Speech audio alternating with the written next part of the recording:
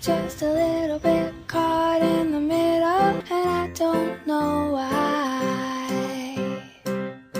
Hey guys, it's Becca and I'm back again for another Vajournal, of course. I'm doing really well. I was in my new apartment last night and I was coloring because I do silly things like that. And I was using the 96 box of Crayola crayons.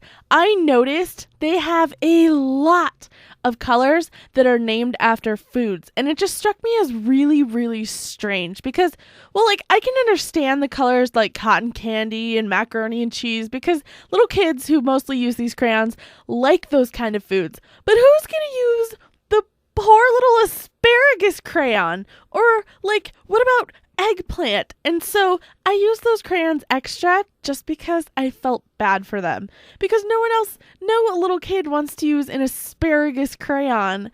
There are just so many food names. Some of them are just plain food names and it kind of sounds like a grocery list, but there's a lot of them. Here we go.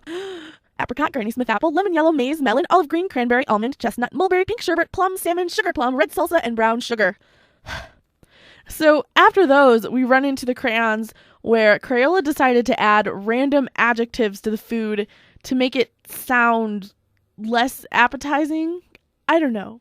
They have neon carrot, which I would never eat, a neon carrot. They have magic mint, vivid tangerine, cinnamon satin, glossy grape, orange soda, lemon lime zing, peaches and cream, key lime pearl, salmon pearl, cyber grape, mango tango, electric lime, tart orange, and purple plum.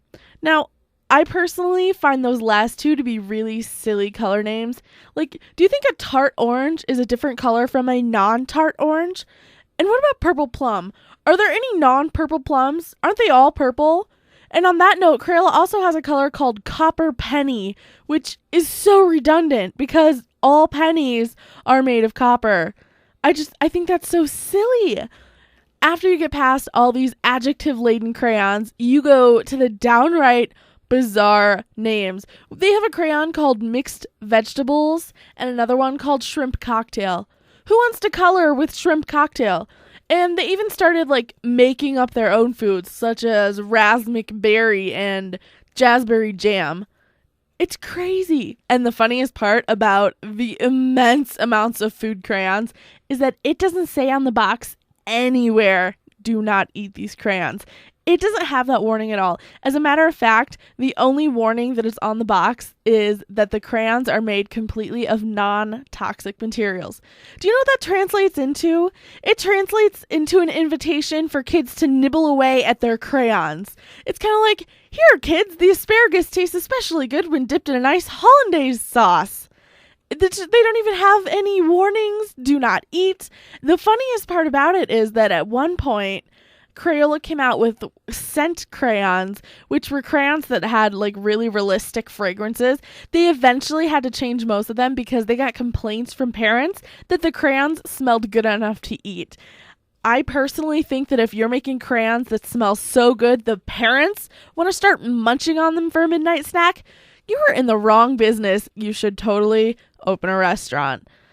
Except maybe you shouldn't open a restaurant because there's always burnt orange. Burnt orange. Why is that? What? I don't even get. How do you burn an orange? Why are you even cooking oranges to begin with? I cannot think of one single dish that requires cooked oranges. I really can't. If you can think of one, I totally want to know. It's just crazy. And the crazy part about the scented crayons was that after they changed the food scents, they changed them to some really, really bizarre things. They have a crayon that smells like dirt. Who wants a crayon that smells like dirt? Who wants one that smells like lumber? Or they have a color and smell crayon that's called Wash the Dog. Can you imagine what that smells like? Or what about Pet Shop? I don't even want to think about what Pet Shop. Or what about like Grandma's Perfume or the Leather Jacket crayon? I swear to you guys, I could not make these up if I tried. Now, I just want to tell you my very favorite Crayola colors are the intense ones. You know, it's those crayons that have been under so much pressure from all the other crayons that they just one day crack and become demented and dangerous. and these would be the ones such as laser lemon and outrageous orange and radical red, screaming green. Why is green screaming? If a green crayon screams in the forest, wait, no. If a green crayon screams in the forest and nobody hears it, does it still, wait, I don't know. Something about green right here. They also have Banana Mania and my absolute favorite one of all, Atomic Tangerine. That is one dangerous crayon. I personally think it's just Vivid Tangerine gone postal. So can you imagine being on a plane and your kid asking for Atomic Tangerine? You'd probably get like the people all over you. It's crazy. I think I should get a job in the Crayola crayon naming department, because if I worked there, we would have colors like Wet Blanket and Fish Tank, and as my personal favor to America, I would decrease the percentage of people who huff with a scented crayon called gasoline. There you go. Solves all the Earth's problems right there. A gasoline scented crayon. So, what colors would you guys come up with? Would they be scented or not? Leave it in the comments. Thanks for listening, and don't forget to subscribe. Dum dee dum.